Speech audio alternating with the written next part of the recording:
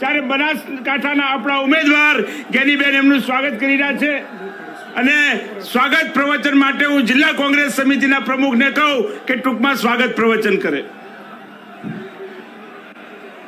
भारत माता की कांग्रेस कांग्रेस कांग्रेस। प्रियंका गांधी जी तुम आगे बढ़ो, प्रियंका गांधी जी तुम आगे बढ़ो।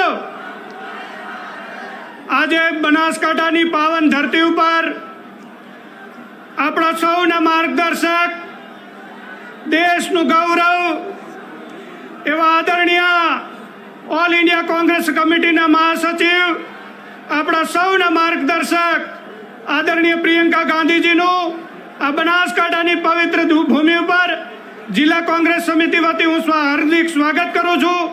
આદરણીય શક્તિસિંહજી ગોહિલ સાહેબ, આદરણીય રામકિશન ઓઝાજી, આદરણીય સમગ્ર મંચનું બનાસકાંઠા જિલ્લા કોંગ્રેસ સમિતિ વતી આપ સૌનું સ્વાગત કરું છું। બનાસકાંઠાના મારા સમગ્ર જિલ્લાની પ્રજાનું હૃદયપૂર્વક સ્વાગત કરું છું। આપણા સૌને આજે માર્ગદર્શન આપવા માટે છેક દિલ્હીથી પ્રિયંકા ગાંધીજી પધાર્યા છે, ત્યારે જે આપનો ઉત્સાહ, ઉમંગ અને જે જોશ દેખાઈ રહ્યો છે, ત્યારે મને સંપૂર્ણ વિશ્વાસ છે કે આપણે આદરણીય પ્રિયંકા ગાંધીજીને વિશ્વાસ આપીએ કે ગુજરાતની અંદર સૌથી વધુ 1 લાખ કરતા વધુ વોટથી જ્ઞાનીબેનને જંગી બહુમતી જીતાડી। આભાર, ધન્યવાદ। હું વિનંતી કરું છું બનાસકાંઠાના લોકસભાના આપણા કોંગ્રેસ પક્ષના ઉમેદવાર બનાસની બેન જ્ઞાનીબેનને કે આવો અને સ્વાગતમાં 2 શબ્દો બોલો। प्रियंका जी तुम आगे बढ़ो, प्रियंका जी तुम संघर्ष करो। आज बनासकांठा जिल्लानी धरा ઉપર પહેલી વખત પ્રિયંકાજીએ આ પગલા મૂક્યા છે, ત્યારે મહાસચિવ, કોંગ્રેસ પાર્ટીના મહાસચિવ, ભૂતપૂર્વ વડાપ્રધાન ઇન્દિરાજી કે જેના રગોરગમાં આજે પણ બનાસકાંઠા જિલ્લો જે ઇન્દિરાજીને યાદ કરે છે, એના પુત્રી રાજીવજીના પુત્રી પ્રિયંકાજી જ્યારે બનાસકાંઠા જિલ્લાની જનતાને બનાસની બેન જ્ઞાનીબેનને જીતાડવા માટે આપ સૌને વિનંતી કરવા માટે વધાર્યા છે, ત્યારે હું આપણા સૌ વતી બનાસકાંઠા વતી પ્રિયંકાજીનું હાર્દિક સ્વાગત કરું છું। ગુજરાત પ્રદેશ કોંગ્રેસ સમિતિના વરિષ્ઠ આપણા પ્રદેશ પ્રમુખ શક્તિસિંહજી ગોહિલ, વરિષ્ઠ ધારાસભ્યો, આપણા કોંગ્રેસ પાર્ટીના આગેવાનો, વડીલો, યુવાન ભાઈઓ અને સમગ્ર બનાસકાંઠા જિલ્લાના ખૂણે ખૂણેથી પધારેલા મારા કોંગ્રેસના રાનવગઢ જેવા સૌ વડીલો, યુવાન ભાઈઓ અને બહેનો, આજે હું તમારા બધા વતી પ્રિયંકાજીને ખાતરી આપું છું અને એમને કહું છું કે આ બનાસકાંઠા જિલ્લો છે એ તમારા પિતાશ્રીએ 3 દુષ્કાળ પડ્યા હતા, ત્યારે ગામડે ગામડે ફરીને ગાયોને શેરડી ખવડાવી હતી, અછતના કામો કરાવ્યા હતા, ખેડૂતોને વીજળી આપી હતી, શિક્ષણની વ્યવસ્થા કરી હતી, મારા વાવ વિસ્તારમાં પીવાનું પાણી નહોતું તો ડીસાથી કરીને માવસરી સુધી પાઇપલાઈનો નાખીને મારા તાલુકાઓને જિલ્લાના લોકોને પાણી પૂરું પાડ્યું હતું। ત્યારે હું તમારા બધા વતી ખાતરી આપું છું પ્રિયંકાજી, આજે તમે બનાસકાંઠાના મહેમાન બનાય છો અને બનાસકાંઠા જિલ્લો એ આ વખતે કોંગ્રેસ પાર્ટીને આશીર્વાદ આપી બનાસની બેન જ્ઞાનીબેનને જીતાડીને આ લોકસભાની સીટ એ તમને ભેટ આપશે, એમાં મને કોઈ શંકાને સ્થાન નથી। આજે બજરંગ બલી હનુમાન દાદાની ભૂમિ છે, ધરણીધર ભગવાનની ભૂમિ છે અને માં અંબાની ભૂમિ છે કે જ્યાં ઇન્દિરાજી વડાપ્રધાન હતા ત્યારે માં 51 શક્તિપીઠ એ અંબાજીના દર્શન કરવા આવતા દેવી શક્તિઓના આશીર્વાદ આપણી સાથે છે। ત્યારે આપ 7મી તારીખે મોટા પ્રમાણમાં મતદાન કરી અને બનાસકાંઠાની સીટ એ કોંગ્રેસને વિજય બનાવી તમારી બેનને વિજય બનાવો એ શબ્દ સાથે આપ સૌનો ખૂબ ખૂબ આભાર।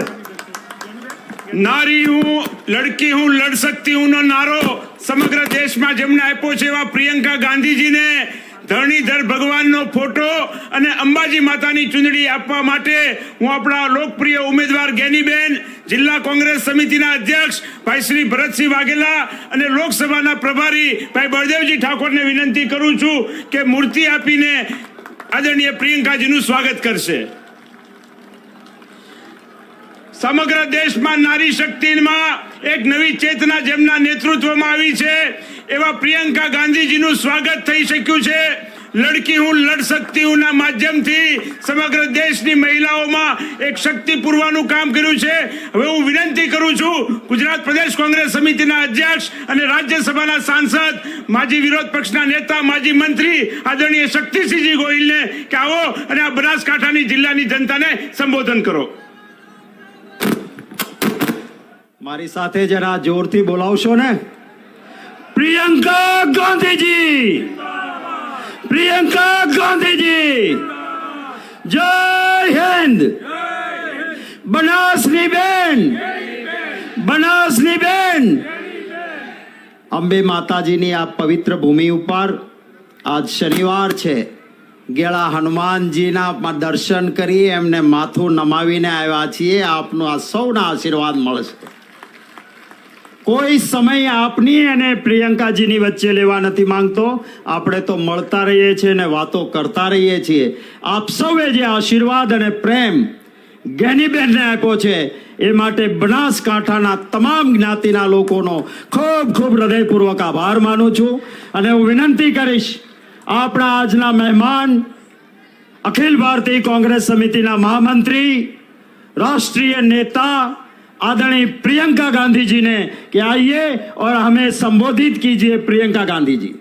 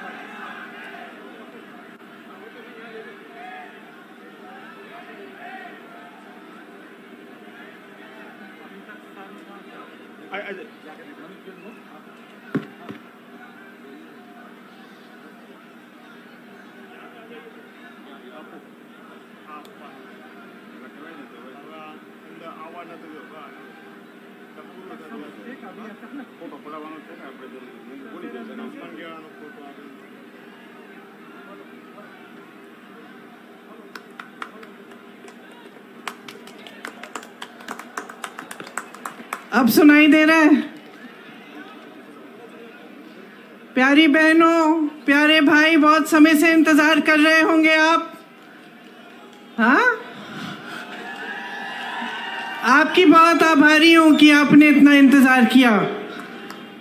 श्री शक्ति सिंह गोहिल जी, श्रीमती गेनीबेन ठाकुर जी, श्री जगदीश ठाकुर जी, श्री जिग्नेश मेवानी जी, श्री रामकिशन ओझा जी, श्री भरत सिंह बाघेला जी, श्री बलदेव ठाकुर जी, श्री राजू भैया भाई जोशी जी, कांति भाई खरदी जी और मंच पर विराजमान सभी नेतागण, सभी पदाधिकारीगण, मेरे प्यारे कार्यकर्ता भाइयों बहनों, आप सबका इस सभा में बहुत बहुत स्वागत.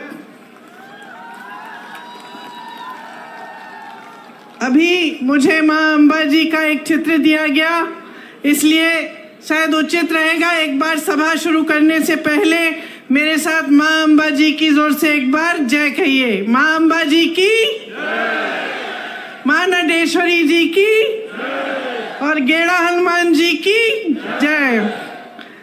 देखिए, ये गुजरात की धरती है. यहाँ से इस दुनिया के सबसे, शायद इस पूरी हमारी जो पीढ़ी है और इससे पहले की पीढ़ियाँ, उसमें शायद दुनिया की सबसे महान हस्ती आपने, गुजरात ने इस दुनिया को दी. महात्मा गांधी जी यहाँ पे जन्मे.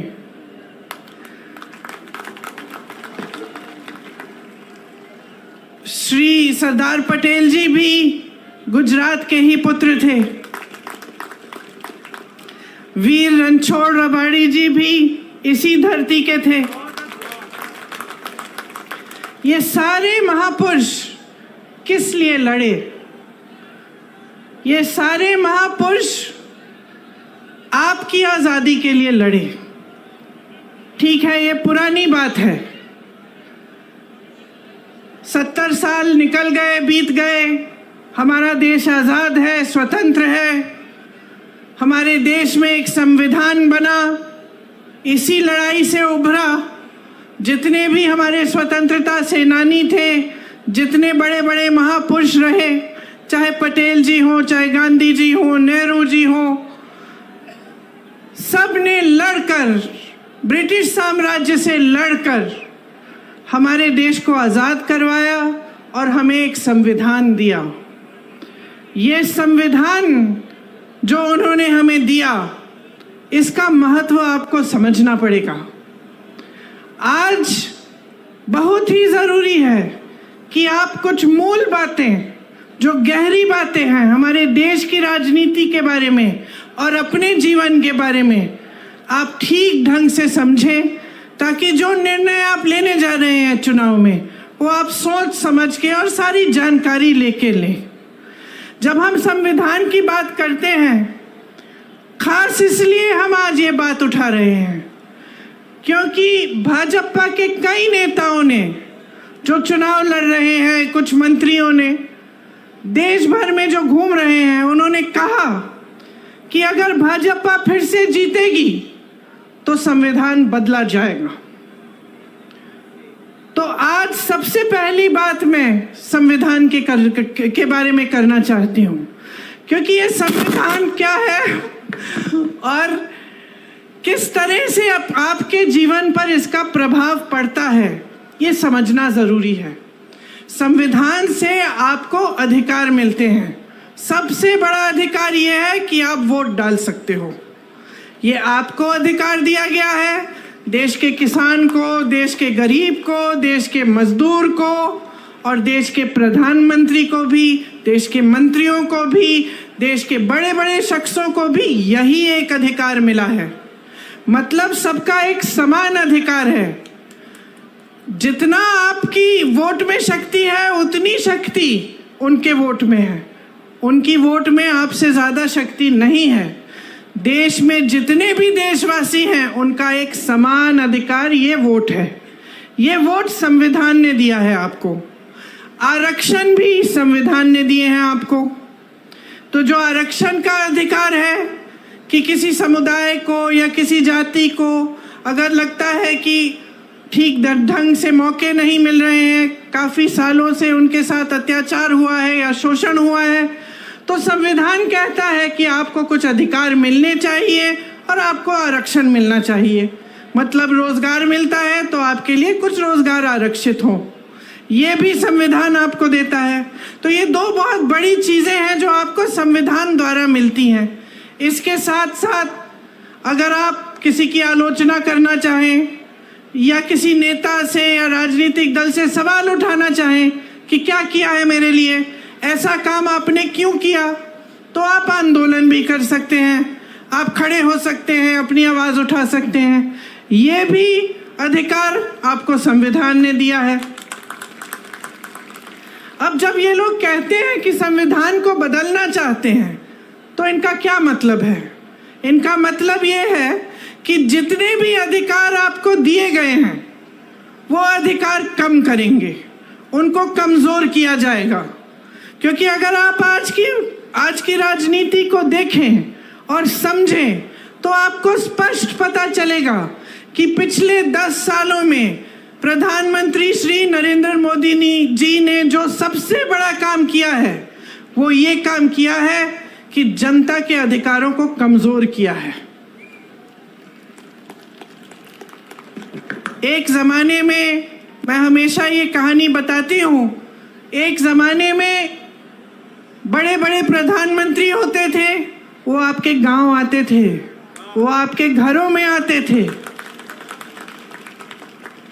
और जब आपके घरों और आपके गांव में आते थे तो आप अपना हक मांगते थे। मैंने खुद अपने पिताजी, अपनी दादी जी के साथ देखा है। मैं यूपी के किसी छोटे से गांव में गई, एकदम पिछड़े जिले में, जहां पे मेरा पहुंचना आज के दिन मुश्किल था क्योंकि बहुत लंबा सफर था। गाड़ी से रास्ते में हेलीकॉप्टर लिया, फिर गाड़ी ली, फिर पहुंची। और जब मैं एक गांव में गई तो एक छोटी सी बुढ़िया ने मुझे बताया, छोटी इसलिए क्योंकि इतनी बुढ़िया थी कि वो ऐसी झुकी हुई थी। उन्होंने मुझे बताया कि जब आपकी दादी जी आई थी तो जो खीर मैं आपको खिला रही हूं, ऐसी ही खीर बना के मैंने उनको खिलाया। मैं अपने पिताजी के साथ गांव जाती थी, उनके पीछे पीछे, तो अपने ही संसदीय क्षेत्र में जब वो किसी के घर में चले जाते तो अगर कोई सुविधा नहीं मिली होती, या पानी नहीं आ रहा है, या उस जमाने में वो इंडिया मार्क 1 लगता था, वो नल नहीं लगा है, या सड़क नहीं बनी है, तो डांट खाते थे। जनता डांटती थी कि आप प्रधानमंत्री हैं, हमारा नल नहीं लगाया आपने। और लोग कहते थे उनसे कि देखिए, वोट हम आपको तब देंगे जब आप सड़क बनाएंगे, जब आप पानी लाएंगे। प्यार तो हम आपको बहुत करते हैं, आओ खाओ चाय पियो, लेकिन वोट तब मिलेगा जब आप हमारा काम करेंगे। ये राजनीति थी एक जमाने की। और इस राजनीति का आधार किसने डाला? गुजरात के सबसे महान बेटे ने डाला, महात्मा गांधी जी ने। महात्मा गांधी जी ने सारे नेताओं से अपनी संपत्ति छुड़वाई, सबको जमीन पे लाए, सबको घरों में ले गए, गरीबों के की समस्याओं को सुनो, और जो जनता है देश की वो सर्वोपरि है। ये बात गांधी जी ने सिखाई। और गांधी जी ने कहां से सीखी ये बात? खुद भगवत गीता से, हिंदू धर्म से। जो महान गुरु होते थे हमारे, उनसे पहले वो सारे आपके बीच आते थे, पैदल चलते थे, सुनते थे कि समस्याएं क्या है, कि मेरी बहनें बैठी हैं, कैसे चला रही हो अपना जीवन, महंगाई हो रही है, कुछ खरीद पा रही हो, कमाई कैसे आ रही है, घर पे जाती हो, क्या मुश्किल है जब घर पहुंचती हो काम करने के बाद खेती में। किसानों से पूछते थे, समझते थे, मजदूरों की समस्याएं समझते थे, और उसी आधार पे अपनी नीतियां बनाते थे। तो अगर कोई नीति बनती थी देश में तो उसे इस आधार पे बनती, जैसे अगर मजदूरों के लिए कोई नीति बनती तो मजदूरों से बातचीत करके बनती, किसानों के लिए कोई नीति बनती तो किसानों की समस्याओं को समझ के, उनकी मुश्किलों को देख के बनती। इसीलिए जो हमारी परंपरा है कांग्रेस पार्टी में, जो महात्मा गांधी, जिस परंपरा की नींव महात्मा गांधी जी ने डाली और जिस परंपरा के तहत हमारे सारे प्रधानमंत्रियों ने काम किया, वो परंपरा ये थी कि नीतियां आपके लिए बनी, जो आपकी सुविधा के लिए बनती है, जो आपको आगे बढ़ाने के लिए बनती है, वही नीति सही है। लेकिन बहनों और भाइयों, आज के जो प्रधानमंत्री हैं, जरा उनकी कार्यशैली को आप देखिए। गुजरात ने उनको सब कुछ दिया, उनको सम्मान दिया, स्वाभिमान दिया, उनको आगे बढ़ाया, उनको सत्ता दी। आज प्रधानमंत्री बने, 10 सालों से प्रधानमंत्री हैं।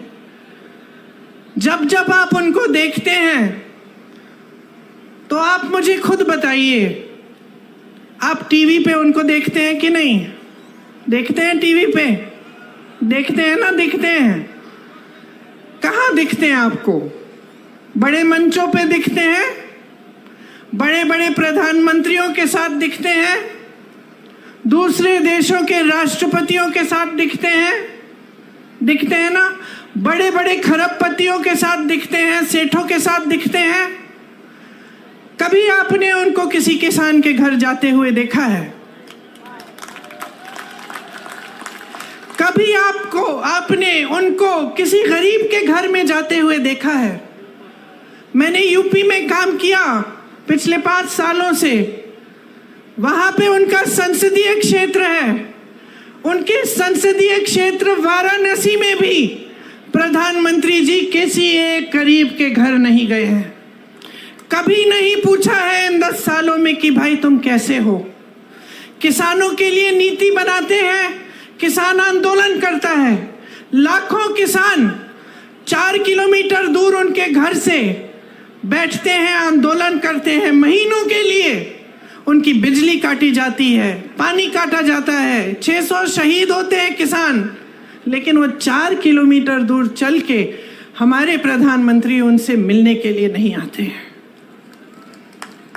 जब उनको पता चलता है कि चुनाव आ रहा है और ये किसान आंदोलन कर रहे हैं, हमें वोट नहीं मिलेगा, तब चुनाव के 2 महीने पहले वो कानून बदल देते हैं। ये है उनकी कार्यशैली। वो मेरे भाई को शहजादा बोलते हैं।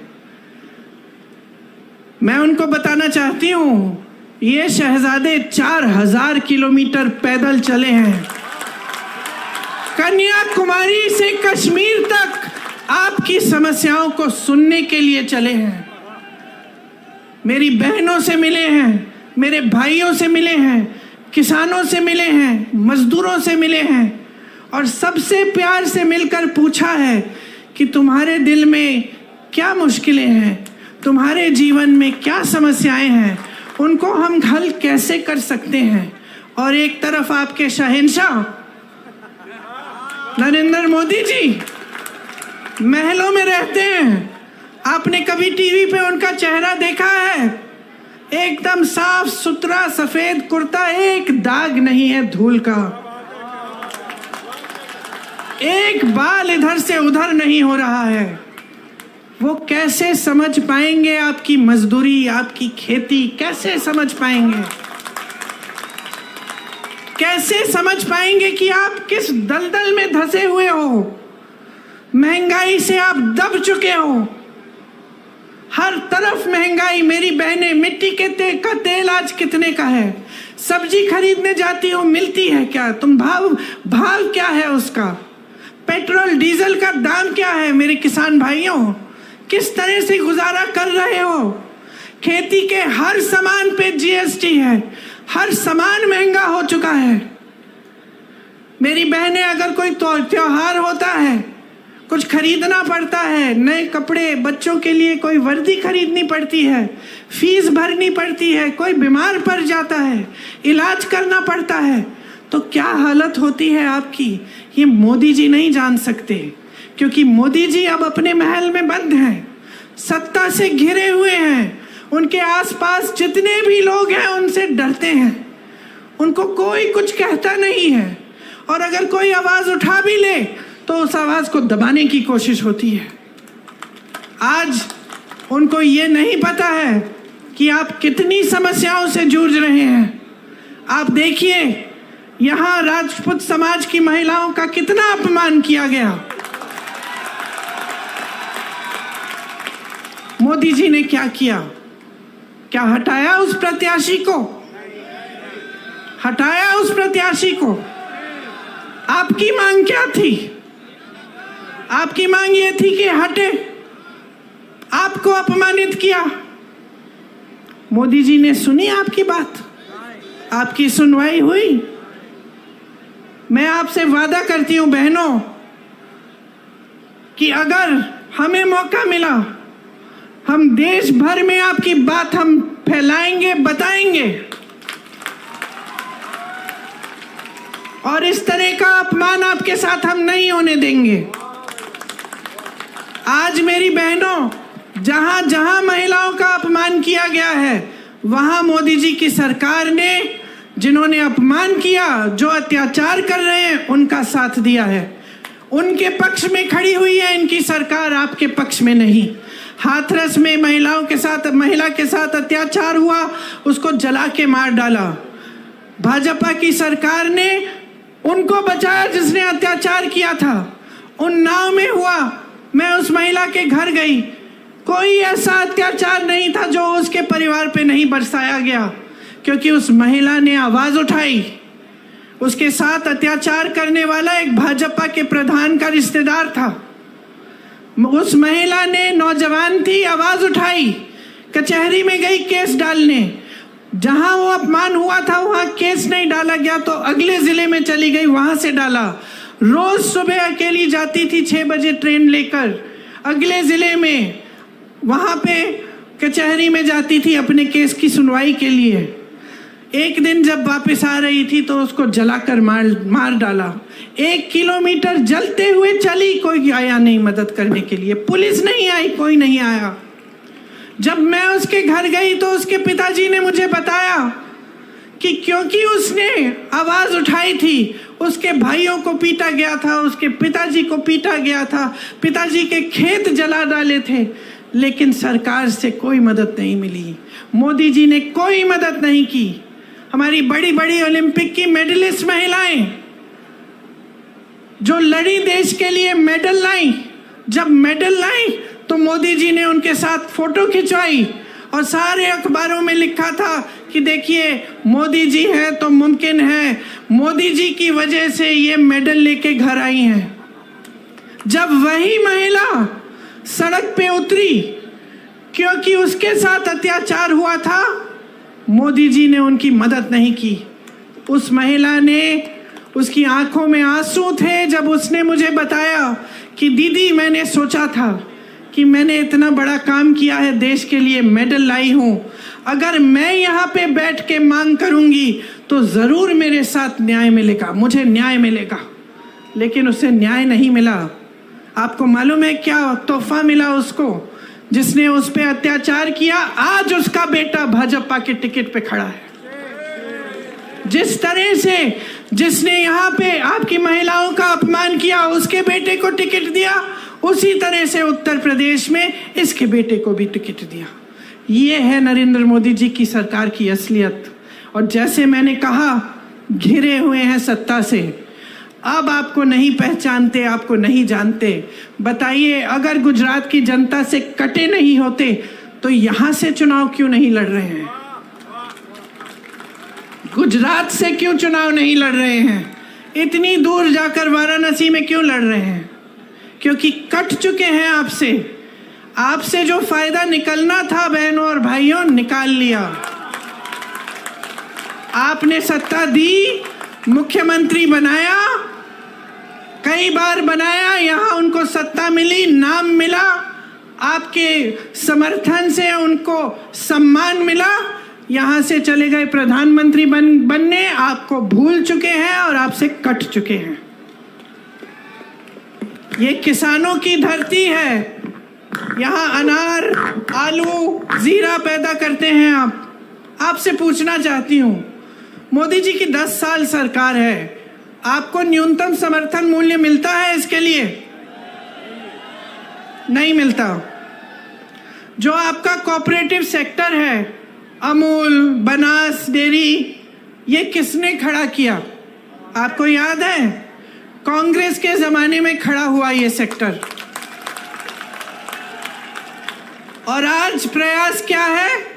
भाजपा के नेता इसका कब्जा करने की कोशिश कर रहे हैं। ये आपकी संपत्ति है, ये आपके लिए बनाया गया सेक्टर, ताकि आप फूले फले, आप आगे बढ़ें, ताकि यहाँ के किसान आगे बढ़ें। भावनगर में गौचरों की जमीन पर भी इनके नेताओं ने कब्जा किया है। ये आपकी जमीन है, कोई रोक नहीं रहा है इनके नेताओं को। जहां कुछ मिल रहा है वहां हाथ मार रहे हैं।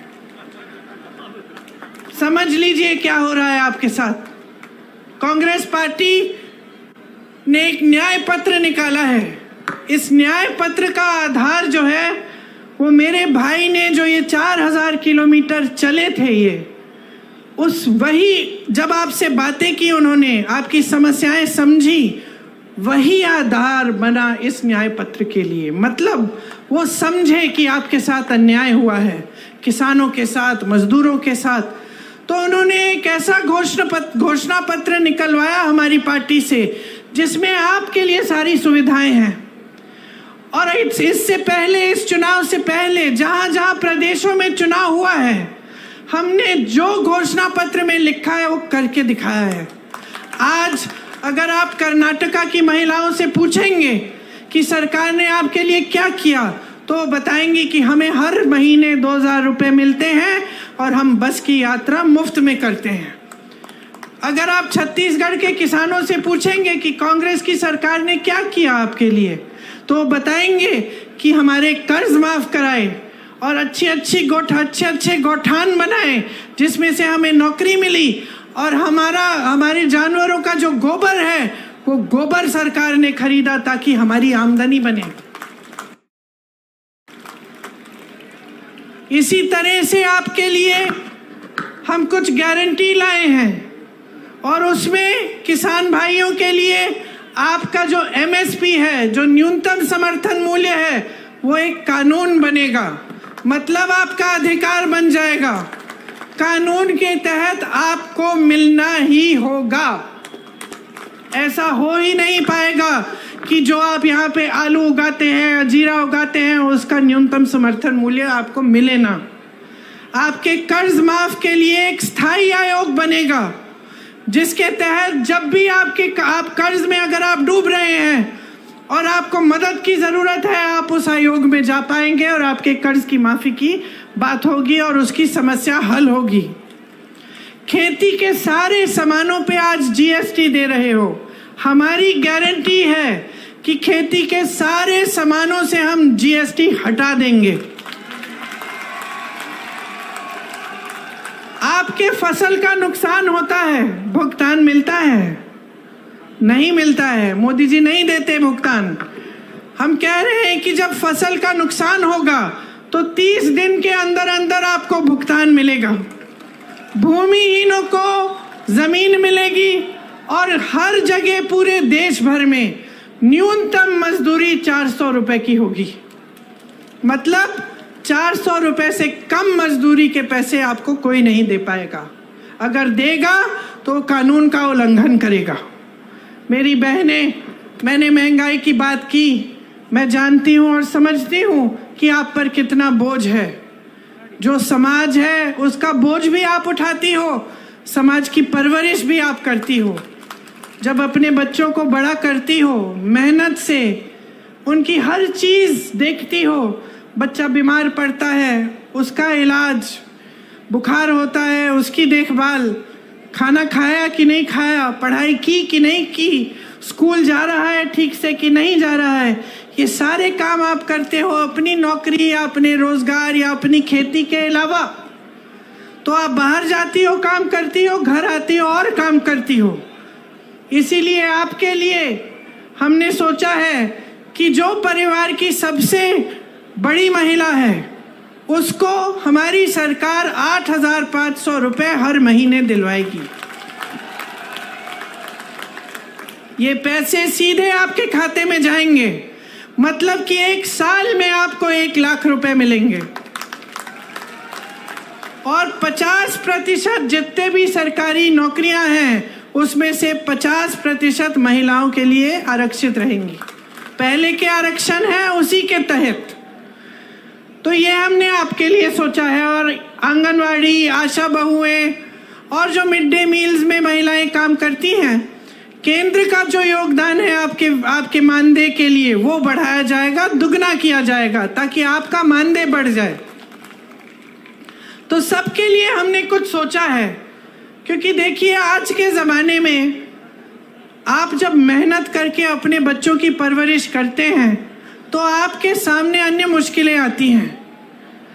आप बड़ा करते हैं बच्चों को, आपके यहाँ अगर गांव में पाठशाला है या कोई सुविधा है ठीक है, लेकिन उसके बाद जब उनको यूनिवर्सिटी जाना होता है, विश्वविद्यालय में जाना होता है, तो नई मुश्किल खड़ी होती है, क्योंकि फीस भरनी पड़ती है।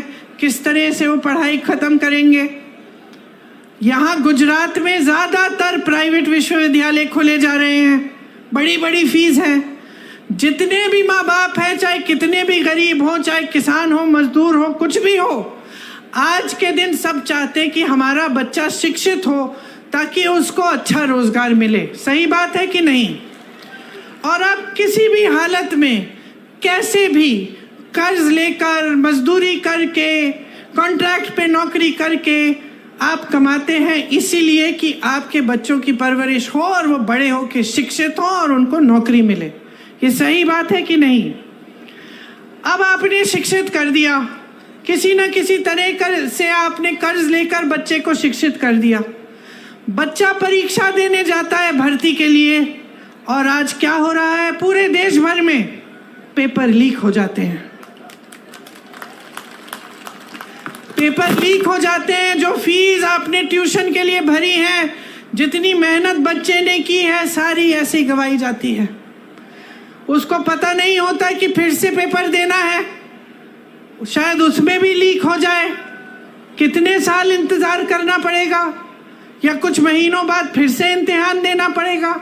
मानसिक तनाव होता है, कुछ पता नहीं होता कि भविष्य में नौकरी मिलेगी नहीं मिलेगी। मैं ऐसे बच्चों से मिली हूं जिन्होंने भर्ती की परीक्षा दी और सालों के लिए इंतजार करते रहे।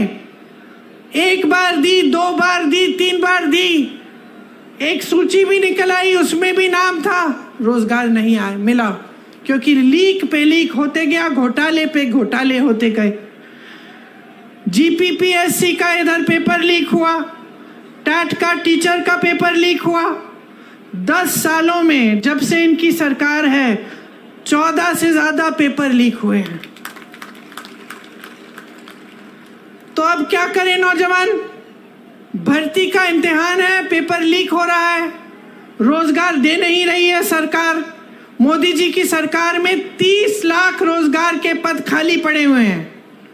30 लाख केंद्र सरकार में। आप नौजवान यहाँ खड़े हो, यहीं पे हजारों खड़े होंगे जिनके पास रोजगार नहीं है। वहां 30 लाख पद खाली है, वो पद भरे नहीं गए हैं। तो पद खाली है, नौजवान खाली है, लेकिन आप पद नहीं भर रहे हैं। आपका ध्यान कहीं और है, सरकार का ध्यान रोजगार बनाने में नहीं है। तो ये परिस्थिति है कि जब आपको रोजगार नहीं मिलता तो फिर आउटसोर्सिंग और कॉन्ट्रैक्ट पे ही रोजगार मिलता है, और आप सब वही करते हैं क्योंकि और कोई चारा नहीं है, कोई स्थायी रोजगार नहीं मिल रहा है। अब मैं आपको समझाना चाहती हूँ कि ये स्थायी रोजगार क्यों नहीं मिल रहा है। एक तो हुई खेती की बात। एक जमाने में खेती में भी रोजगार मिलते थे, लेकिन जब से इतनी महंगाई आई है किसान खुद कमा नहीं पा रहा है। तो जब किसान खुद कमा नहीं पा रहा है तो वो कैसे रोजगार दिलवाएगा अपनी खेती में? तो फिर वो भी कम मजदूर रखता है। वो भी कहता है कि जितना काम मैं खुद निपट सकता हूँ निपट लूंगा। तो खेती से रोजगार कम हो रहा है। बड़े बड़े जितने भी सरकारी कॉरपोरेशन थे, जितनी सरकारी कंपनियां थी जिससे आपको स्थायी रोजगार मिलते थे, तकरीबन सभी की जो सब्सिडी है, जो सब्सिडरी हैं, उनको इन्होंने अपने खरबपति मित्रों को दे दिया है। आज देश का कोयला, देश की सड़कें, देश का पावर, देश के हवाई अड्डे, देश के बंदरगाह, सब इनके बड़े बड़े खरबपति मित्रों को दे दिए गए हैं। इनको आपकी संपत्ति थी, आपको रोजगार मिलता था, आपको सुविधाएं मिलती थी, अब वो सारी संपत्ति बड़े बड़े खरबपतियों की हो गई है। अगर आपकी समस्याओं को ये सरकार समझती तो वो जानती कि यहाँ से रोजगार मिलता है, नए नए रोजगार बनते हैं। ये संपत्ति अभी खरबपतियों को देने से ये रोजगार बंद हो सकते हैं, आरक्षण बंद हो सकते हैं, क्योंकि प्राइवेट हो गई वो नौकरी, वो रोजगार। लेकिन आपके बारे में नहीं सोच रहे हैं। इनकी नीतियां बड़े बड़े खरबपतियों के लिए ही बन रही हैं। अगर आप ठीक ढंग से समझेंगे और देखेंगे तो हर स्तर पे ये हो रहा है। मैं रोजगार की बात कर रही थी, एक और जगह थी जहां से रोजगार बनते थे, जो छोटे छोटे इंडस्ट्री, मध्यम साइज की इंडस्ट्री है, जो कोई मैन्युफैक्चरिंग करा रहा है, किसी ने अपना बिजनेस खोला है, किसी की दुकान है, उससे भी रोजगार मिलता था। लेकिन उसको इतने संकट में डाल दिया है नरेंद्र मोदी जी की नीतियों ने। नोटबंदी लाए पहले, उससे जितने भी छोटे और मध्यम के वर्ग के बिजनेस थे वो सारे, उनकी कमर टूटी। उसके बाद जीएसटी लाए और मुश्किलों में डाला, तो वहां से भी रोजगार बंद हो गए। तो स्थिति ये है आज देश में कि 10 सालों में रोजगार बनाने का काम नहीं किया गया है।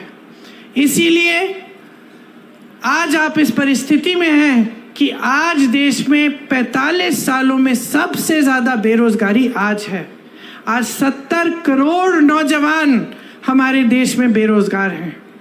और जहाँ जहाँ अच्छी अच्छी स्कीमें थी या अच्छे अच्छे रोजगार थे, जैसे आपने देखा है सेना में था, उसको भी इन्होंने 5 सालों के लिए करके अग्निवीर जैसी स्कीम लाके उसको भी खत्म कर दिया। अब कोई जाना नहीं चाहता है, सेना में भर्ती नहीं होना चाहता, क्योंकि कहता है कि 5 साल बाद घर आ जाऊंगा फिर बेरोजगार होऊंगा। तो ये परिस्थिति है। सारी नीतियां बड़े खरबपतियों के लिए बन रही हैं।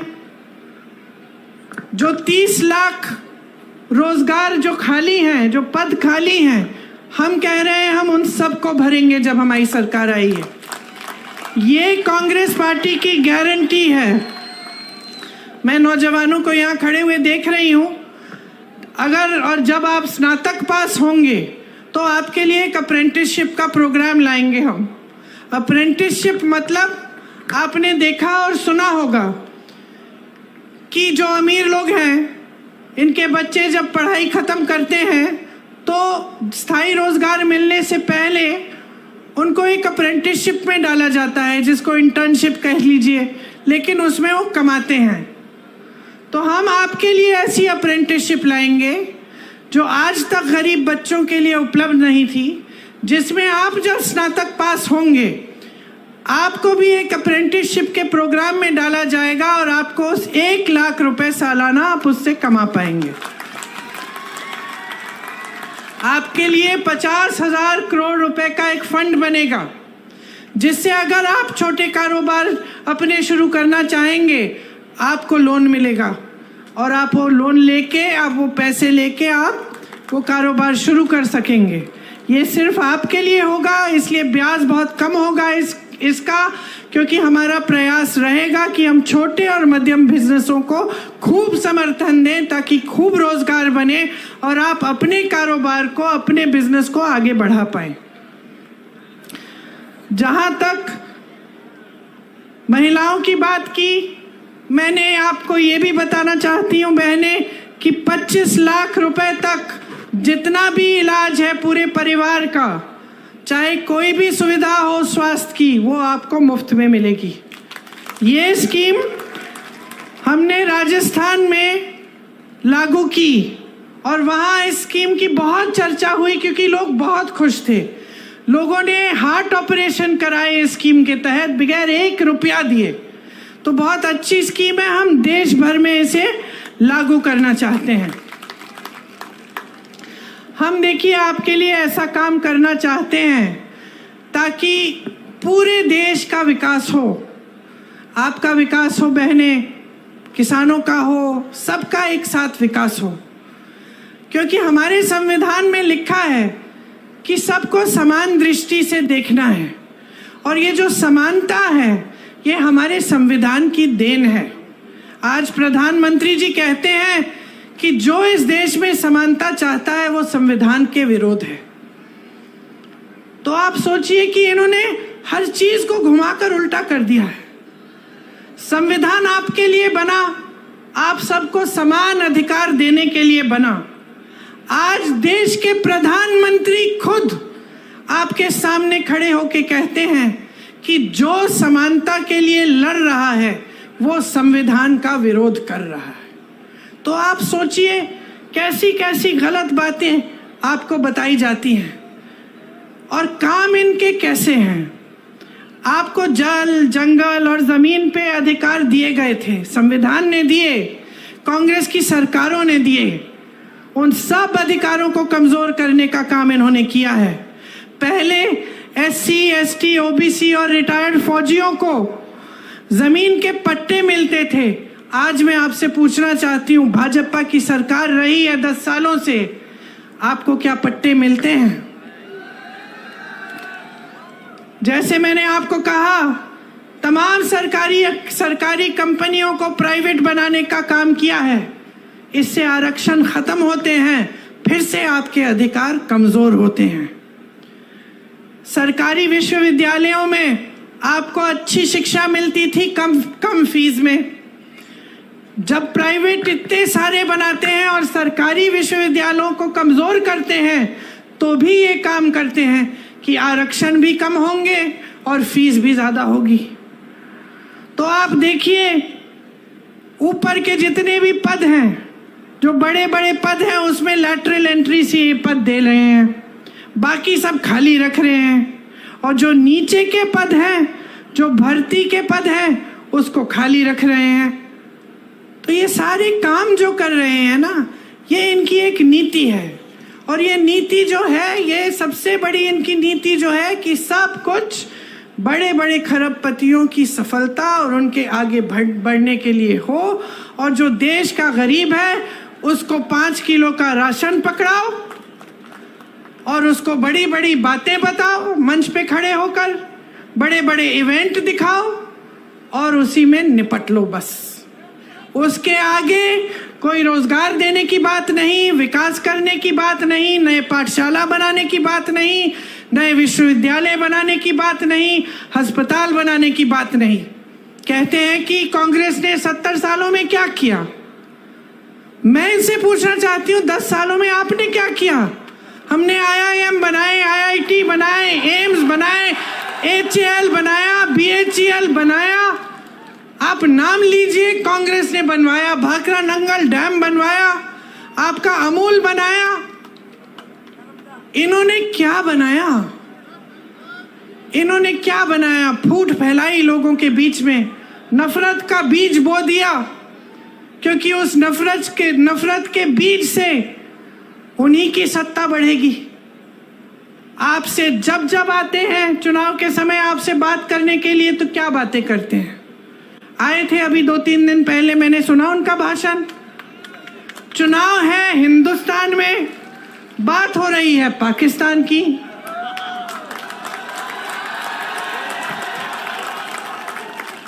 आपको बताया जा रहा है कि सावधान रहो, कांग्रेस एक एक्सरे की मशीन लाएगी और एक्सरे की मशीन से आपके घरों में घुस के आपके मंगलसूत्र छीनेगी, आपका सोना चुराएगी। ये कहा जा रहा है। देश के प्रधानमंत्री हैं, इतनी स्तरविहीन बातें। आपने देश का प्रधानमंत्री चुना ताकि देश का सम्मान रखें, पूरा देश देखे कि ये हमारे प्रधानमंत्री हैं, ये अच्छी सुलझी हुई बातें करते हैं, सभ्य बातें करते हैं, क्योंकि यही हमारी देश की सभ्यता रही है। हम अपने बड़ों को देखते हैं और हम कहते हैं कि देखिए कितने सभ्य हैं, आदर देते हैं। लेकिन अब हमारे प्रधानमंत्री आपके सामने झूठ तो बहुत बोलते हैं, लेकिन अब तो फिजूल की बातें करने लग गए हैं। पहले झूठ तक सीमित था, अब अजीब अजीब सी बातें। आपकी 2 भैंसें हैं तो कांग्रेस एक भैंस चुरा लेगी।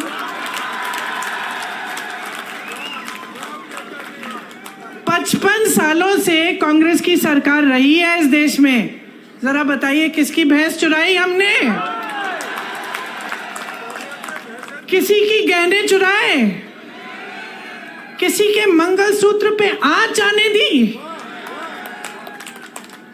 और आज हम आपके घरों में एक्सरे की मशीन, सबसे पहले तो ये बताएं कि कैसी है भाई ये एक्सरे की मशीन जो मंगलसूत्र निकाल के ढूंढती है। मैं भी देखना चाहती हूँ, कुछ ऐसा है भी इस दुनिया में। और अब हम आकर आपके घरों के अंदर चोरों की तरह आपके भैंस चुराएंगे, आपका सोना चुराएंगे। क्यों? क्योंकि उनका वो पुराना जो रट है वो चल नहीं रहा है। क्योंकि आज इस देश की जनता जाग रही है, क्योंकि आज इस देश की जनता कह रही है कि मेरे मंच पे आओगे तो मेरी काम की बात करो। आज इस देश की जनता कह रही है मुझे इस चुनाव को हिंदू मुसलमान पे नहीं लड़ना है, मुझे इस चुनाव को बिजली, पानी, रोजगार, महंगाई पे लड़ना है। आज इस देश की जनता कह रही है कि बहुत हो गया मोदी जी, बहुत हो गया, बहुत देख लिया आपकी नौटंकी, बहुत सुन लिया आपके भाषण, लेकिन आपके भाषणों में एक लफ्ज हमारे लिए नहीं रहा। आज देश की जनता कह रही है कि मोदी जी हमें बताइए, 10 साल से हमने आपको पूरी सत्ता दी, उस सत्ता का क्या किया आपने? क्या आपने हमारे जीवन में आप तरक्की लाए कि नहीं लाए? और जनता को दिखने लगा है कि 10 साल बीत गए, बहुत बड़ी बड़ी बातें, क्या था वो, सबका साथ सबका विकास, ऐसी बात। किसका विकास हुआ? बैठे हो ना, विकास हुआ है आपका विकास हुआ है बहने। तो बस हवा में बड़ी बड़ी बातें हुई हैं और आपने शानदार इवेंट, ये तो मैं बोलती हूँ, बड़े शानदार इवेंट बनाए इन्होंने। हर 2-2 महीने एक शानदार इवेंट। सिर्फ मोदी जी दिख रहे हैं और कुछ दिख नहीं रहा है, वही सफेद कुर्ता, कोई धूल नहीं, कुछ नहीं, सब दूर हैं उनसे, अकेले चल रहे हैं। अब अकेले ही हो गए हैं। अब ये जनता जो है ना, उनका अकेलापन देख रही है और उनके अकेलेपन का हर रोज प्रमाण देख रही है। ये जो बातें होती है ना कि आपकी भैंस चुरा लेगी कांग्रेस, ये उसी का प्रमाण है। कोई सच्चाई नहीं बता रहा है, अकेले बैठे हैं। सलाहकार भी झूठ बोल रहे हैं, सलाहकार भी सही बात नहीं बता रहे हैं।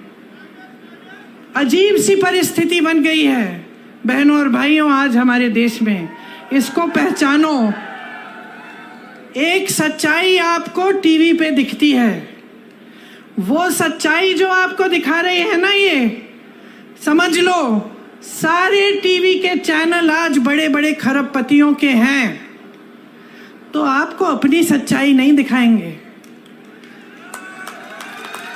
आपने कितने प्रोग्राम देखे हैं इस चुनाव के दौरान जहां कोई पत्रकार दुकान में जा रहा है और कह रहा है कि भाई आज टमाटर का दाम देखो, कि देखो कितनी महंगी है ये तेल, या ये गैस सिलेंडर कितना बढ़ चुका है, क्या लोग गुजारा कर पाएंगे? ये आप नहीं देखते किसी चैनल पे।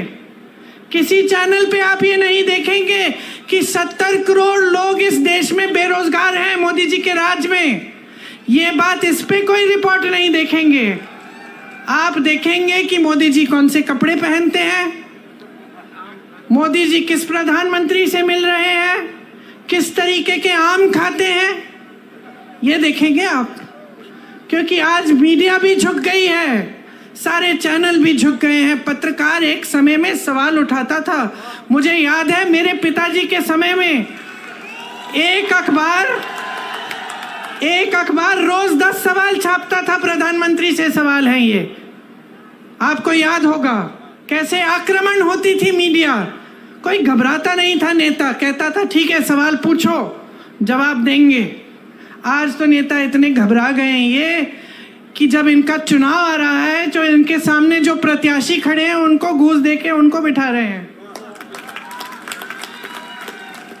मैंने सुना है कि गृह मंत्री जी के संसदीय क्षेत्र में 16 प्रत्याशी ऐसे ही बैठ गए चुनाव से पहले, या तो डराए गए हैं, धमकाए गए हैं, या किसी को घूस दे दिया है और बैठ रहे हैं कि चुनाव ही ना हो। अरे इतने मजबूत गृह मंत्री हो, इतने बड़े प्रधानमंत्री हो, देश की पूरी सत्ता तुम्हारे पास है, सीट पे सीट तुम्हारी है संसद में, और एक चुनाव लड़ने से डर रहे हो। किस बात का डर है? खड़ा करिए 100 प्रत्याशियों को, हराइए उनको। यही तो चुनाव होता है, यही तो लोकतंत्र होता है। मंच पे खड़े होकर लोगों को झूठ बोलना नहीं होता है, मंच पे खड़े होकर लोगों को गुमराह करना या लोगों के जज्बातों को उभारना ताकि तुम्हें वोट मिल जाए, तुम सत्ता में रहो, तुम्हारे बच्चे फूले फले और जनता खाई में रहे, ये लोकतंत्र नहीं है। तो मैं यहां किस लिए आई हूं? मैं यहां इसलिए आई हूं कि आपको मैं बताऊं कि आप इन नेताओं को जवाबदेही बनाओ, वो पुरानी परंपरा वापस लाओ, वो पुरानी परंपरा वापस लाओ सरदार पटेल जी की, महात्मा गांधी जी की, जिसमें नेता जनता को पूजता है, जनता को भगवान मानता है, जनता को डराता धमकाता नहीं है, जनता को खाई में नहीं छोड़ता, जनता के आंसू पोंछता है, उसकी नई नई समस्याएं पैदा नहीं करता ताकि और आंसू बहाए। समझ लीजिए, जो संविधान ने आपको दिया है, जो वोट का अधिकार है, वो एक बहुत बड़ा औजार है आपका। हल्के में मत लीजिए इस औजार को। आज भाजपा ने एक और काम किया है, बड़ा काम। अपनी पार्टी को सबसे धनवान पार्टी बनाया है पूरी दुनिया में। आज पूरी दुनिया में सबसे पैसे वाली पार्टी कौन सी है? एक रिपोर्ट आई है, मुझे मालूम नहीं कि कितनी सही है, लेकिन लगभग मुझे लगता है कि सही होगी। 60,000 करोड़ रुपए इन्होंने खर्चे हैं। किस पे? आपके नालों को ठीक करने के लिए नहीं, आपकी टूटियों में पानी लाने के लिए नहीं, आपकी सड़कों की मरम्मत में नहीं, आपके कारोबार में नहीं, आपकी खेती को ठीक करने में नहीं, ये जीएसटी हटाने में नहीं, अपनी पार्टी के लिए, अपनी पार्टी को मजबूत बनाने के लिए बड़ी बड़ी इमारतें बनाई हैं हर जिले में। इनके जो ऑफिस हैं, इतने बड़े बड़े बड़ी बड़ी इमारतें, सबको थोड़ा थोड़ा वेतन दे रहे हैं, जो भी उनके लिए काम कर रहा है उनकी पार्टी के लिए। कोई मुफ्त में नहीं करता। यहाँ हमारे बेचारे सेवा दल के जो कार्यकर्ता हैं और जो कांग्रेस के कार्यकर्ता हैं, इनसे पूछो ये जनता की सेवा करते हैं तो मुफ्त में करते हैं या इनको वेतन देते हैं? हम बदनाम किया हमें और सबसे अमीर पार्टी बन गए वो। कहते हैं कि आज तक उन पे भ्रष्टाचार का कोई आरोप नहीं लगाया। कैसे लगाएंगे? कैसे लगाएंगे? ये जो मीडिया जो हर रोज आरोप लगाती थी हमारी सरकारों पे, ये तो झुक गई है एकदम। लिख के देखिए, आप हंस रहे हैं, जरा कल लिख के देखिए, कोई बड़ा घोटाला निकालिए, देखते हैं क्या होता है। ईडी आएगी, सीबीआई आएगी, गिरफ्तार हो जाओगे, पड़े रहोगे जेल में, कोई मदद नहीं करेगा। और 56 इंच का सीना है इनका, एक आलोचना नहीं सुन सकते, एक आलोचना नहीं सुन सकते। बड़प्पन तो उसमें होता है जो दुनिया भर की आलोचना सुन सकता है लेकिन काम करते रहता है। राहुल गांधी को देखो, क्या नहीं बोला उसके बारे में, क्या क्या नहीं कहा।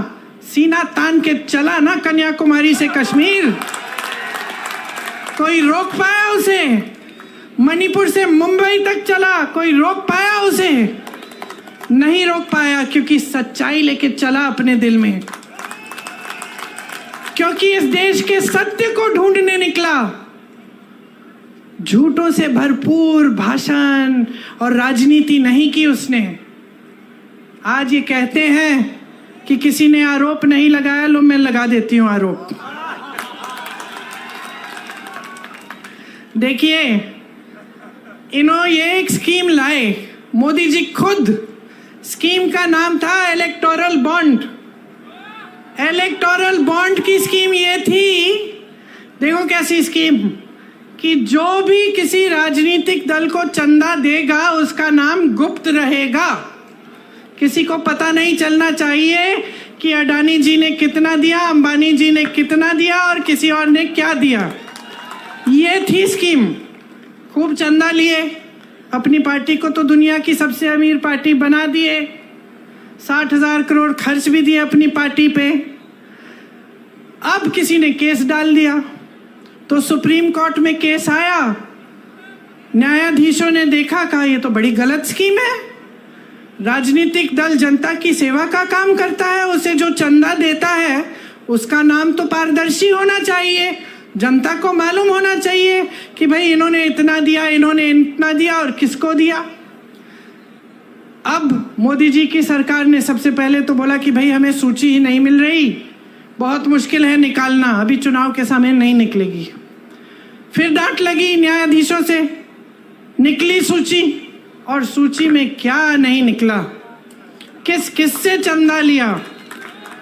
गुजरात में जो पुल गिरा था उसके बनाने वाले से चंदा लिया। आपको वैक्सीन लगी थी, टीका लगा था कोविड का? हाथ उठाओ, किस किस को लगा? मुझे भी लगा। 2-2 बार सबने लिया। सर्टिफिकेट मिली ऐसी? किसका चेहरा था उस पे? किसका था? शहंशाह जी का चेहरा था। उस टीके को सिर्फ एक कंपनी ने बनाया था, ये नहीं कि 10 कंपनियों ने बनाया। उस कंपनी से चंदा लिया। आज क्या निकला है? रिपोर्ट निकली है कि कुछ प्रतिशत लोगों से को इस टीके से ऐसा हो सकता है कि अचानक हार्ट अटैक हो गया, अचानक गिर के मर जाएंगे। कितने नौजवानों को ऐसा हुआ है पिछले 1-2 सालों में? हम सब जानते हैं, मैं खुद जानती हूँ लोगों को जिनके साथ ऐसा हुआ। किसी को पता नहीं चल रहा था कि कैसे ऐसे गिर के मर गए। अच्छे खासे सेहतमंद थे, कोई जिम कर रहा था, कोई दौड़ लगा रहा है, कोई 40 साल का, और आज आपको ये बात पता चल रही है। और ऊपर से ये बात पता चल रही है कि भाजपा ने इनसे चंदा लिया। और बताती हूं, ऐसी कंपनियों से चंदा लिया है जिस पे छापा मारा था इन्होंने। छापा मारा, चंदा लिया, छापे बंद। केस लगाया, चंदा लिया, केस बंद। गौ माता, अच्छा, हमें बताया जा रहा है कि गौ मांस के सप्लाई कंपनी से भी चंदा लिया है 250 करोड़ का। यहाँ आपके मंच पे धर्म की बातें, धर्म के रखवाले वहां चंदा ले रहे हैं इन लोगों से। तो ये भ्रष्टाचार है कि नहीं है? इससे बड़ा भ्रष्टाचार आपने कभी देखा है? कि सरकार ने भ्रष्टाचार की स्कीम ही बना दी। एक जमाने में भ्रष्टाचार होता भी था तो छुपके चोरी से होता था। अब भ्रष्टाचार खुलेआम स्कीम के तहत हो रहा है, इलेक्टोरल बॉन्ड। और आपको कहने की ये हिम्मत कि हम भ्रष्ट नहीं हैं, कहते हैं कि खुद ईमानदार हैं, बाकी सारे नेता भ्रष्ट हैं। किसी को जेल में डाल दिया है, किसी मुख्यमंत्री को, किसी और को जेल में डाल दिया है। किसी पार्टी का, जैसे कांग्रेस पार्टी के खाते बंद करा दिए चुनाव से पहले कि इनको चुनाव के लिए कोई सुविधा नहीं मिलनी चाहिए। अपनी पार्टी को इस कदर वॉशिंग मशीन बना दिया है, धुलने वाली, जो कपड़े धोने वाली मशीन होती है ना, कपड़ा डालो, गंदा कपड़ा अंदर डालो, निकालो तो साफ निकलता है। इसमें क्या होता है, इनकी पार्टी में नेता चले जाता है, पहले कहते हैं भ्रष्ट है, इसके 70,000 करोड़ का स्कैम है, उसका ये घोटाला है, उसने इतना चोरी किया। फिर कहते हैं आइए, आपका स्वागत, हमारी पार्टी में आइए। जैसे ही वो नेता उनकी पार्टी में चले जाता है तो कहते हैं कि बिल्कुल ठीक, इसने तो कुछ किया ही नहीं है, ये तो साफ हो गया, ये तो बहुत ईमानदार आदमी है। तो ये चल रही है राजनीति देश में आज। चुनाव लड़ने की हिम्मत नहीं हो रही है, लोगों को बिठाया जा रहा है, पैसे खिलाए जा रहे हैं प्रत्याशियों को, मुख्यमंत्रियों को जेल में डाला जा रहा है। तो अब देखिए, आप पर निर्भर है आपका भविष्य। आपको लगता होगा कि ये जो बड़े बड़े नेता मंच पे बैठते हैं ये हमारा भविष्य तय करते हैं। कुछ हद तक ये बात सही है, लेकिन सिर्फ कुछ हद तक। सच्चाई ये है कि आप अपना भविष्य तय करते हो। आपका भविष्य आपके हाथों में है। मेरी बहनें, आप जब वोट डालने जाती हो ना, तो 5 सालों के लिए आपके जीवन में क्या होने वाला है इसका आप ये तय करने जाती हो कि आपके गांव में, आपके परिवार में तरक्की आएगी कि नहीं, इसलिए अपना वोट डालती हो। तो इसको हल्के में बिल्कुल नहीं लेना है। सब पढ़ो, सुनो, जानकारी लो, नेताओं की बातें सुनो, कौन यहाँ आकर आपकी बात कर रहा है, कौन गंभीर बात कर रहा है और कौन हल्की बात कर रहा है, कौन भैंसों की बात कर रहा है कि कोई चुराएगा, और कौन कह रहा है कि 30 लाख रोजगार आपको दिलवाएंगे। 10 सालों में अगर कुछ किया होता तो ये चुनाव खुशी से उन 10 सालों की कामयाबी पे लड़ सकते थे, लेकिन ये चुनाव इस पे नहीं लड़ रहे हैं। जैसे जैसे चुनाव आगे चला जा रहा है, पहले धर्म की बातें, अब चोरी करने की बातें, पाकिस्तान की बात भी आ गई है। अब जैसे जैसे आगे बढ़ेंगे और ये 1 महीना निकलेगा चुनाव का, तो आप देखते रहना। कोई गांव में बैठा हुआ चाय की दुकान में ऐसी बातें करता तो आप हंस पड़ते, हंसते कि नहीं? अगर कोई कहता कि भाई कोई नेता आके तुम्हारे घर में एक्सरे से तुम्हारे गहने निकालेगा और तुम्हारी भैंस चुरा ले जाएगा, तो क्या कहते? हंसते। अब प्रधानमंत्री वही बात कर रहे हैं तो हंसो ना, हंसो, बोलो ठीक है ये हास्य बात है, प्रधानमंत्री जी हल्की बात कर रहे हैं, हमें अपनी काम की बात सुननी है। और इन नेताओं को मजबूर करो, हमारी तरह मजबूर करो सब नेताओं को, चाहे वो कांग्रेस के हों, भाजपा के हों, किसी भी पार्टी के हों, मजबूर करो कि चुनाव में आपके सामने आए तो आपकी बात करें। इधर उधर की बात जो करता है उसको पहचान लो और अच्छी तरह से अपनी परिस्थितियों को पहचानो। कोई ऐसी सच्चाई नहीं है इस देश में जो टीवी पे ही दिखती है। बड़े बड़े इवेंट, महल, बहुत तरक्की हो रही है, बड़े बड़े लोग महलों में अपनी शादियां करा रहे हैं, उनके लिए एयरपोर्ट भी इंटरनेशनल 1 दिन में हो जा रहा है। तुम्हारे लिए यहाँ एयरपोर्ट ही नहीं है। समझ लो सच्चाई क्या है। सच्चाई तुम्हारा जीवन है। ये जीवन जो तुम जी रहे हो, ये जो रोज सुबह उठ के रोजगार ढूंढने निकलते हो, कुछ नहीं मिलता। दुकान जाते हो कुछ खरीदने के लिए, आधी चीजें छोड़ के वापस घर आ जाते हो। ये है तुम्हारे जीवन की असलियत। खेती कर रहे हो, मजदूरी कर रहे हो, मेहनत कर रहे हो, पसीना बहा रहे हो, लेकिन कुछ कमा नहीं पा रहे हो। जो कमा रहे हो जा रहा है महंगाई की वजह से। ये है आपकी सच्चाई। इस सच्चाई के आधार पर अपना वोट दो। इस सच्चाई के आधार पर, जिस सच्चाई को आप अपने अनुभव से जानते हो, जिस सच्चाई को आप, अपनी बहनें, आपके बच्चे जो जी रहे हैं, जब बच्चे को खाना नहीं दे पा रहे हो, वो भूखा सो रहा है, वो सच्चाई है। जब बहन बीमार है, इलाज के लिए दवाई नहीं खरीद पा रही है, रो रही है, दर्द हो रहा है, रो रही है, ये सच्चाई है। जब बच्चा होने वाला है, अस्पताल इतनी दूर है कि पहुंच नहीं पा रही है, ये सच्चाई है। ये जो 1100 रुपए 1200 का सिलेंडर आप खरीद रहे हो, ये सच्चाई है। समझ लो कि अगर अपनी सच्चाई आज नहीं पहचानोगे और इस सच्चाई के आधार पर अपना वोट नहीं डालोगे, तो ये देश इसी तरह आगे बढ़ेगा जिस तरह से पिछले 10 सालों में आपने देखा है।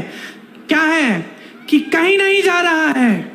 सिर्फ बड़े लोग और बड़े होते चले जा रहे हैं, सिर्फ अमीर लोग और अमीर होते चले जा रहे हैं। सारी सुविधाएं इनको, आपके लिए कुछ नहीं। टैक्स भी आप ज्यादा भर रहे हैं इनसे। आपका टैक्स बढ़ाया जाता है, जीएसटी लगाया जाता है, उनका टैक्स बढ़ाया नहीं जाता है। 16 लाख करोड़ रुपए उनके कर्ज माफ होते हैं। किसके बैंक से? मोदी जी का बैंक है घर में, मोदी जी का बैंक है, आपका बैंक है। सरकारी बैंकों से 16 लाख करोड़ 22 उद्योगपतियों को माफ किए, और यहाँ किसान रो रहा है, आत्महत्या कर रहा है 10,000 रुपए के लिए, और आपने उसको 1 रुपया माफ नहीं किया। मैं एक किसान के घर गई उत्तर प्रदेश में, ललितपुर में। वो खाद की लाइन में खड़े खड़े गिर के मर गया। खाया नहीं था दिनों से। सोचा कि चलो खाद मिल जाएगी, कुछ हो जाएगा काम। 2 दिनों के लिए लाइन में खड़ा रहा, कुछ खाया नहीं, कुछ पिया नहीं, वहां पे गिर के मर गया। एक और किसान के घर गई मैं, 1 लाख रुपए के लिए आत्महत्या की उसने। उसकी बेटी घर आई, उसको मिले अपने पिताजी। 1 लाख रुपए के लिए आत्महत्या, और 16 लाख करोड़ रुपए आप बड़े बड़े खरबपतियों को माफ कर रहे हैं, किसानों के कर्ज माफ नहीं करेंगे। किसका पैसा है ये? कैसी बनी इतनी धनी आपकी पार्टी? कहां से आया ये सारा पैसा? किसकी संपत्ति है? जोर से बोलो, जोर से बोलो, और जोर से बोलो। आपकी संपत्ति है, आपकी संपत्ति है। यही संपत्ति है जिससे आपकी सड़कों को बनाना चाहिए था, जिससे आपको लिए पाठशालाएं बनानी थी, अस्पताल बनाने थे, आपको हर सुविधा दिलवानी थी, आपके कर्ज माफ करने थे। जब यूपी के किसानों को गन्ना का बकाया देना था 15,000 करोड़ रुपए, मैं उस समय भी यूपी में काम कर रही थी, 15,000 करोड़ रुपए था उस समय बकाया, पूरे देश भर का था, और यूपी के किसान उसमें शामिल थे। मोदी जी ने क्या किया? वो बकाया दिया। मोदी जी ने उसी समय, कोविड के समय, ये ऐलान किया कि 20,000 करोड़ रुपए का नया संसद भवन बनेगा। 20,000 करोड़ रुपए का नया संसद भवन बनाएंगे और 15,000 करोड़ रुपए का किसान का बकाया नहीं देंगे। ये उनकी नीयत है। अच्छा खासा संसद भवन था, 70 सालों से चल रहा था, किसी को कोई असुविधा नहीं हुई। पंडित जवाहरलाल नेहरू जी से लेकर वाजपेयी जी तक वहां पे सब उसी संसद में बैठे। अब बदलने की जरूरत क्या है भाई? क्योंकि हम शहंशाह हैं, हम सब कुछ कर सकते हैं। तो अब आप समझ लीजिए। देखिए, थोड़ी सी शिकायत मुझे आपसे है, क्योंकि चुनाव आते हैं, हर चुनाव में आपको गुमराह कर देते हैं, हर चुनाव में धर्म की बात, जाति की बात, और आप गुमराह हो जाते हैं और आप उसी आधार पे अपना वोट डाल देते हैं। और मैं सिर्फ यहाँ पे इसलिए आई हूँ आपसे कहने के लिए, अपने लिए अपना वोट दो, अपनी समस्याओं के आधार पर दो। किसी नेता को मत देखो, पार्टी को मत देखो, आप ये देखो कि भाई विकास कौन लाएगा मेरे गांव में, मेरे जीवन में तरक्की कैसे होगी। कांग्रेस पार्टी बता रही है, ये रहा हमारा न्याय पत्र, सबके लिए कुछ है इसमें। अगर आपको शक है, आपको लगता है कि सिर्फ चुनाव के लिए कह रहे हैं ये लोग, तो पता करो, कोई जानकार है जिसको आप जानते हो जो कर्नाटका में रहता हो, या फिर राजस्थान में, जो पिछली सरकार में राजस्थान में था, या जिसने बघेल जी की छत्तीसगढ़ में सरकार देखी, पूछो क्या ये सच है कि जो कांग्रेस ने गारंटी दी थी वो लागू है तुम्हारे प्रदेश में? खुद जानकारी लो, और जब जानकारी लोगे पता चलेगा कि जहां जहां हमने गारंटी दी है वहां सबसे पहले सरकार बनते ही हमने वो गारंटी लागू की है। हम उस राजनीतिक परंपरा से आते हैं जिसका सबसे महान बेटा आपका बेटा था। महात्मा गांधी जी की राजनीतिक परंपरा से आते हैं, सत्य की परंपरा है। इससे बड़ी हिंदू धर्म में कोई परंपरा नहीं है। जितने भी भगवान हैं, जितने भी गुरु हैं, जितने भी संत रहे, सबने हमें यही कहा, सत्य के पथ पर चलो। उसी पथ पर महात्मा गांधी जी चले, उसी पथ पर कांग्रेस पार्टी चली। हाँ, हो सकता है कि कहीं कभी 55 साल सरकार रही कि कुछ गलतियां हुई, लेकिन उसमें भी सुधार लाए। आज हम एक नई चेतना के साथ आपके सामने आए हैं, क्योंकि हम देख रहे हैं कि जो देश में हो रहा है वो गलत है। हम चाहते हैं कि वो पुरानी परंपरा, हमारी सत्य की परंपरा, सेवा की परंपरा, आपके प्रति हर नेता को समर्पित करने की परंपरा आज फिर से देश में लागू हो। तो मैं बहुत लंबी बातें कर चुकी हूं। आशा है आप, मैं जानती हूं आपने बहुत ध्यान से सुना, लेकिन आशा है कि जिस दिन आप वोट डालने जाएंगे, कहाँ है मेरी बहन? आइए।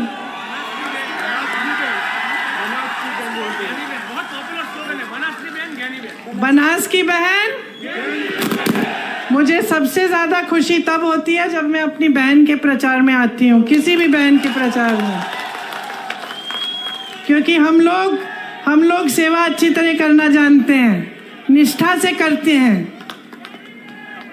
तो आप, हाँ, लोग मुझे फंडिंग भी दे रहे हैं, वोट भी दे रहे हैं। देखिए, कह रही हैं कि आप ही के समर्थन से चुनाव लड़ रही हैं, और ये कह रही हैं कि ये चुनाव जनता लड़ेगी।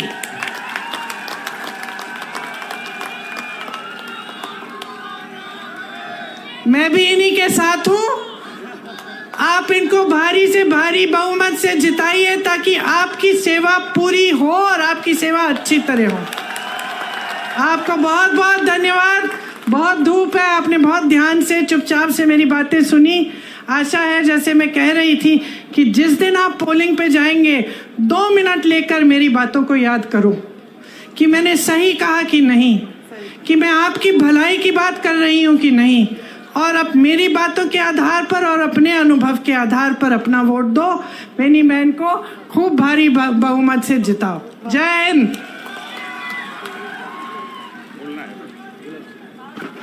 શનિવારના પવિત્ર દિવસે આજે પ્રિયંકાજી આપણી વચ્ચે ઉપસ્થિત છે, ત્યારે થરાદના પૂર્વ ધારાસભ્ય ગુલાબસિંહ રાજપૂતને વિનંતી કરું કે ગેળા હનુમાનજીની પ્રતિમા આપીને રાહુલ ગાંધીજીનું સ્વાગત કરે।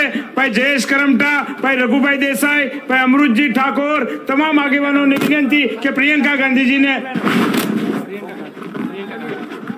આભાર વિધિ કરવા માટે હું કાંતિભાઈ ખરાડી, દાતા વિધાનસભા મત વિસ્તારના આપણા ધારાસભ્ય છે, તેમને વિનંતી કરું કે કાંતિભાઈ ખરાડી આવો અને આભાર વિધિ કરો। બેસી જાઓ બધા, દરેક લોકો બેસી